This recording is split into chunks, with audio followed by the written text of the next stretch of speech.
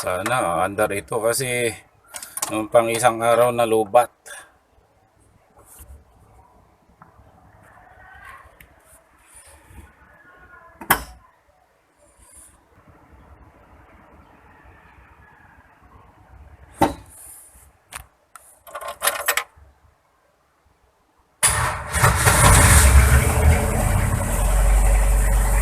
Ayan.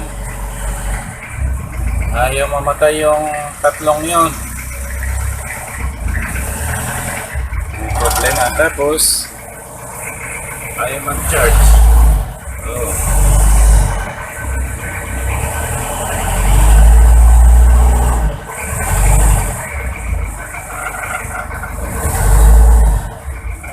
So, testing natin.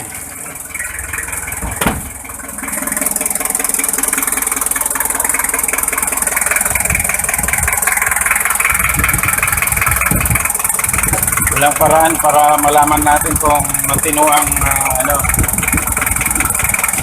ang alternator. Kung tinanggal natin ay mamatay. Ayan.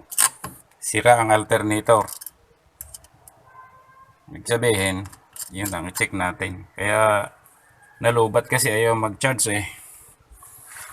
Ayun, kakalasin natin yan. Sana walang electrical na problema dito kasi mahirap naman pag ito napuno ng langis, tapos itong carbon nya puno ng langis din, kaya kailangang linisin ito. Papalitan ko ang seal kasi ito papasok doon. Hindi niya na hahadlangan yung langis eh.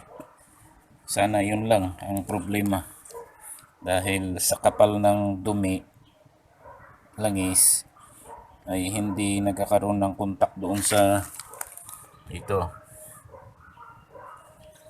yung carbon, at saka yung ito ay hindi nagkakaroon ng kontak dahil sa langis na makapal o kaya sa dumi na Sana ngayon lang. Kung may electrical pa na problema doon, di ko na alam yon. Okay. Nakabili po tayo ng pamalit ng seal. Ilagay natin.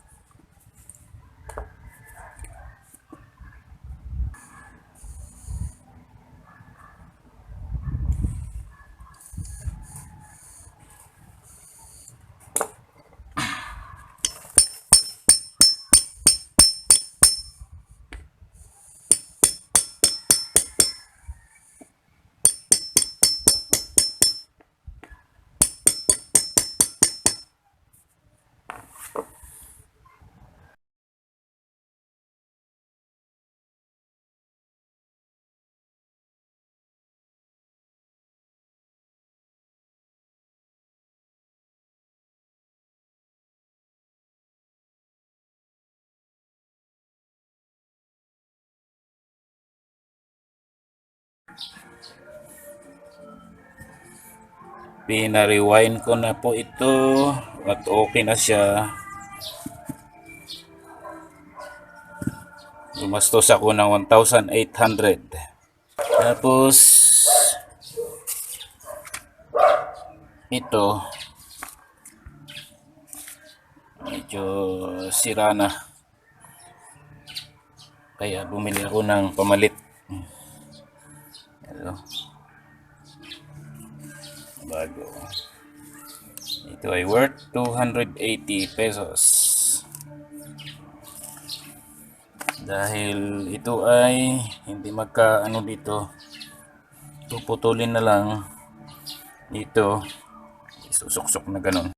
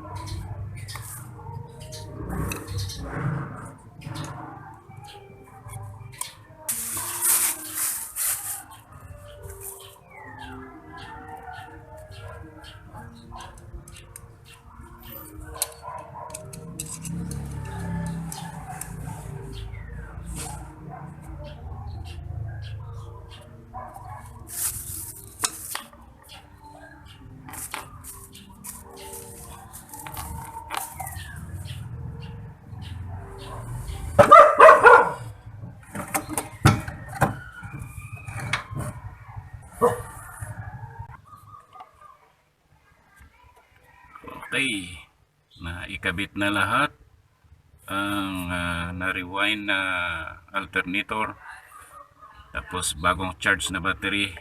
Testingin natin ngayon kung mamamatay itong light indicators niya, ay magana yung alternator.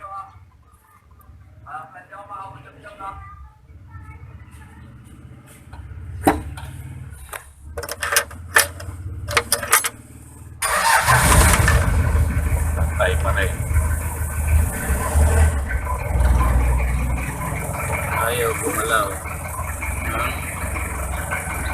Ayaw pa rin gumalaw yun.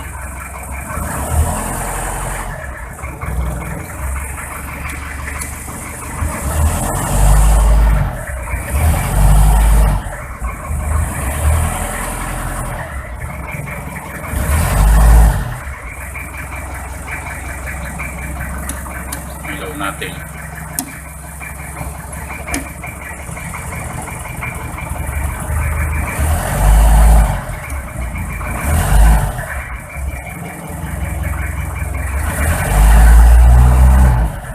Paraan para ma-testing kung kumakarga yung baterya ang ito-testing. So, testing natin. Kunin natin yung tester. Tester.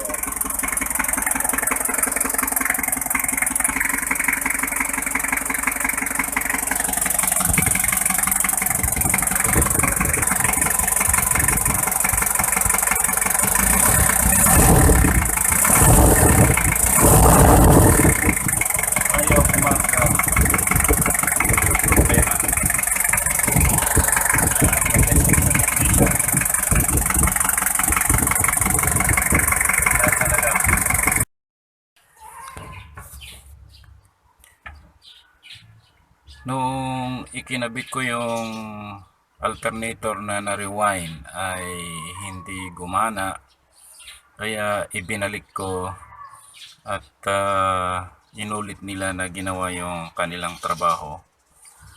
Sa ngayon, naikabit na, pero hindi na testing yung pagkarga sa baterya kung over voltage o under voltage. Hindi ko nakita yon kasi sabi ng technician ay okay na yan. So testingin natin dito ngayon, check natin kung kumakarga nga.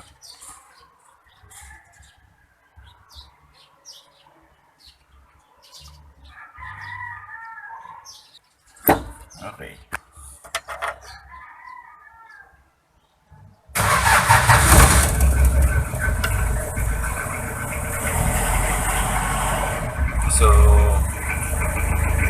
mga ilaw na naka ilaw ay okay naman, namatay na, sabihin gumagana. Tapos dito sa amperes ay nagana din naman. So yun lang baterya ang ating i-check.